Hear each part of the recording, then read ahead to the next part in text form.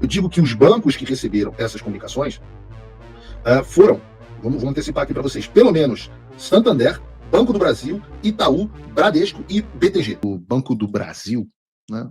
Porque agora há pouco eu comentei sobre o Mota e Alcolumbre, Lei Magnitsky e tal, e eu quero falar um pouco sobre esse assunto de sanções.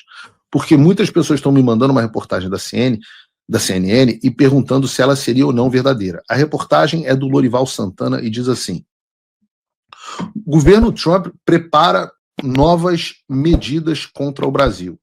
Os Estados Unidos preparam medidas contra o Brasil e contra importações da Rússia, além de contestações dos argumentos do governo e das empresas brasileiras em relação à tarifa de 50%.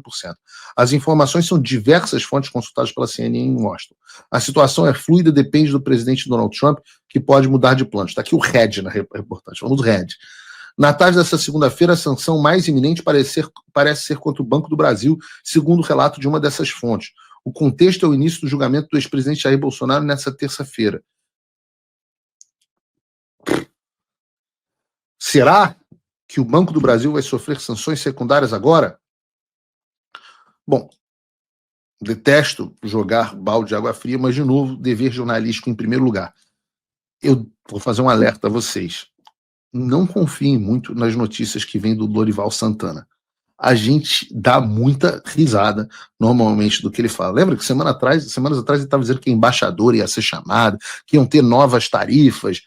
Cara, eu não sei qual é a do Lorival, eu não o conheço, mas eu posso dizer que as fontes dele ou não existem, e são vozes da cabeça dele, ou são fontes ruins, porque ele fala muita bobagem. E eu tenho que dizer a vocês, nós não teremos sanções diretas contra o Banco do Brasil agora.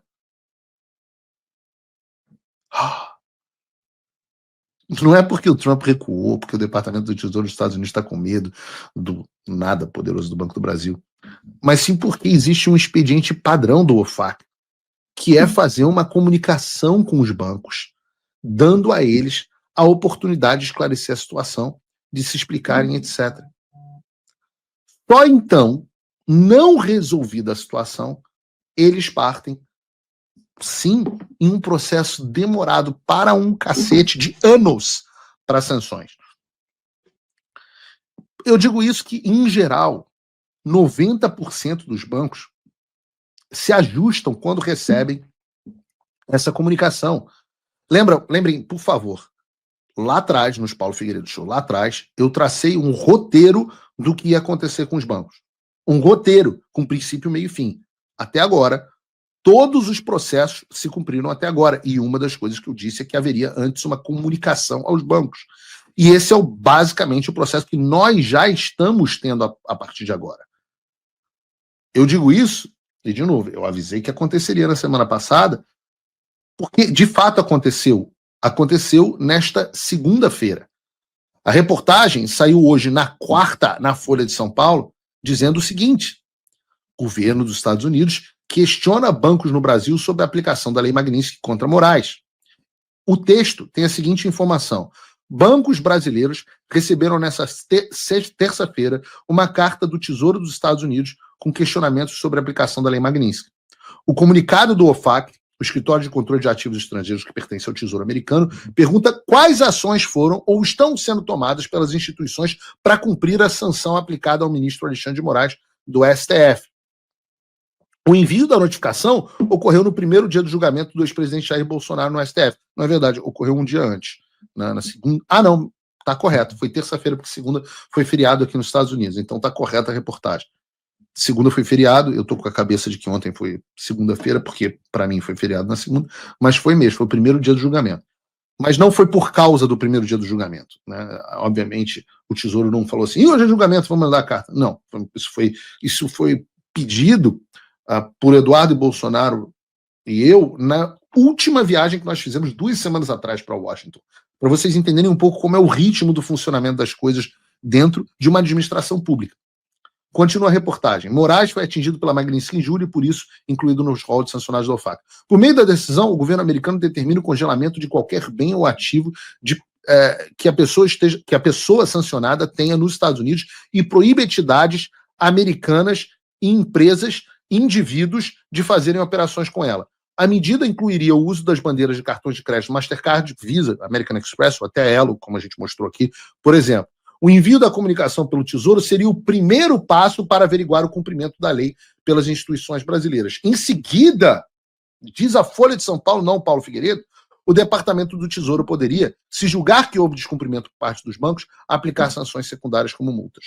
Haveria ainda a possibilidade de punir executivos das instituições como pessoas físicas, a depender da análise sobre eventual descumprimento. Os bancos no Brasil estão sujeitos a cumprir sanções pelo fato de terem representações nos Estados Unidos. Paulo Figueiredo, agora é a Folha de São Paulo, mas Paulo Figueiredo e Eduardo Bolsonaro dizem isso há muito tempo. Recentemente, o deputado federal Eduardo Bolsonaro e o empresário Paulo Figueiredo, empresário? Tá bom. Se reuniram com, melhor do que blogueiro bolsonarista, se reuniram com o secretário do Tesouro dos Estados Unidos, Scott Bessent. No encontro disseram acreditar que as instituições brasileiras não estariam cumprindo nas íntegras as sanções determinadas pelo fato. Como revelou a Folha, ao menos um banco bloqueou o cartão do Alexandre de Moraes, e a Folha insiste que o banco bloqueou, embora o Metrópolis tenha dito que não bloqueou. Em troca, foi oferecido a Moraes um cartão da bandeira Elo para que ele pudesse fazer pagamentos no país sem restrições impostas pelo Trump.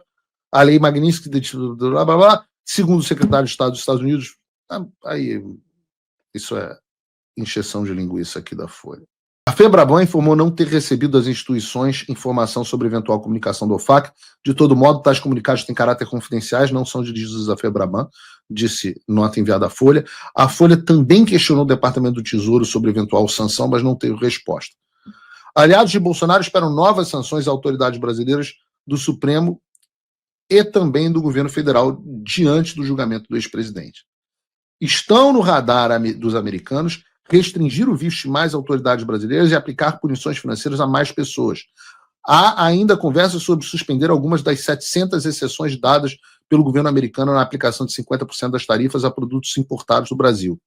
O governo Trump suspendeu a entrada nos Estados Unidos de Moraes e outros 7 ministros do STF, além do Paulo Gonet, que também teve visto suspenso. Os Estados Unidos também cancelaram o visto da esposa e filha de 10 anos, ministro da Saúde, Alexandre Padilha, e uma suposta retaliação. E eu já disse, e a Folha deveria ter publicado, que cancelou o visto, e o Lula confirmou depois, o visto do ministro Lewandowski, e eu também afirmo que cancelou o visto do ministro Pacheco. E esse é o panorama por curto prazo.